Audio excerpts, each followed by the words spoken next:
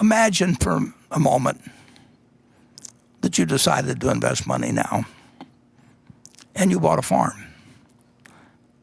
And the farmland around here, let's say you bought 160 acres and you bought it at X per share or per acre.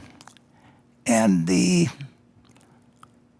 farmer next to you had 160 identical acres, same contour,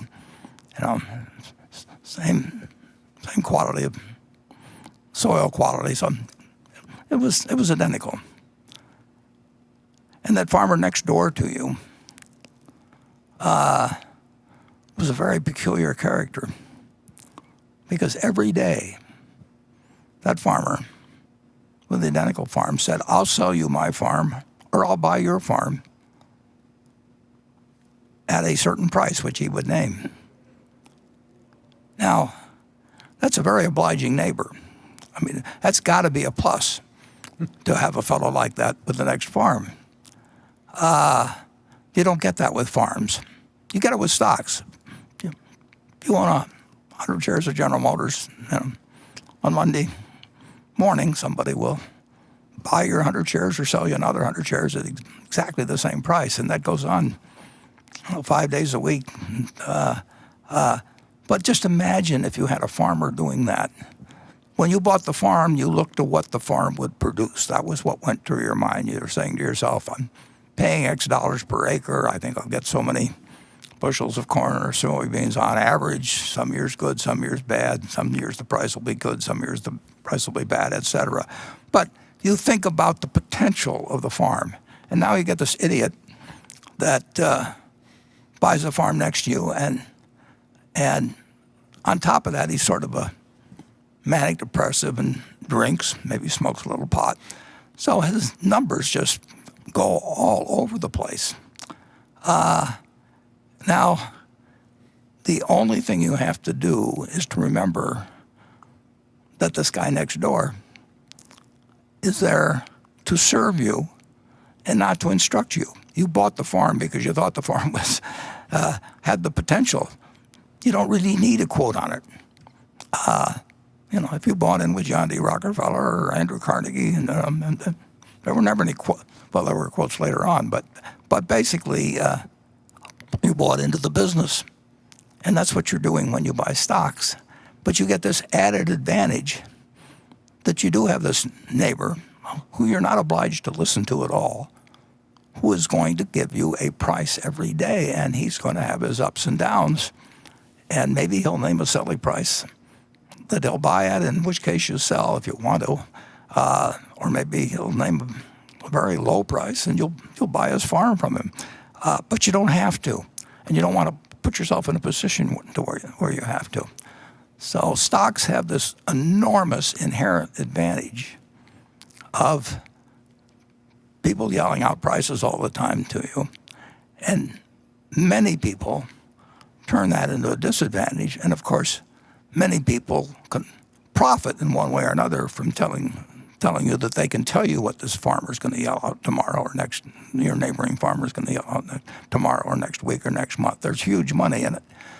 So people tell you that it's important and they know, and that you should pay a lot of attention to their thoughts about what price changes should be, or you tell yourself that there should be this great difference. But the truth is, if you owned the businesses you liked prior to the virus arriving, it changes prices and it changes, but nobody's forcing you to sell.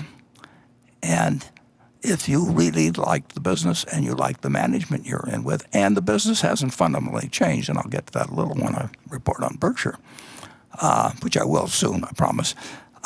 The stocks have an enormous advantage, and you still can bet on America, but you can't bet unless you're willing and have an outlook to independently decide that you want to own a cross-section of America, because I don't think most people are in a position to pick single stocks. A few maybe, but on balance, I think people are much better off buying a cross-section of America and just forgetting about it. If you'd done that, if I'd done that when I got out of college, it's all I had to do to make 100 for one and then collect dividends on top of it, which would increase substantially over time. The American tailwind is marvelous.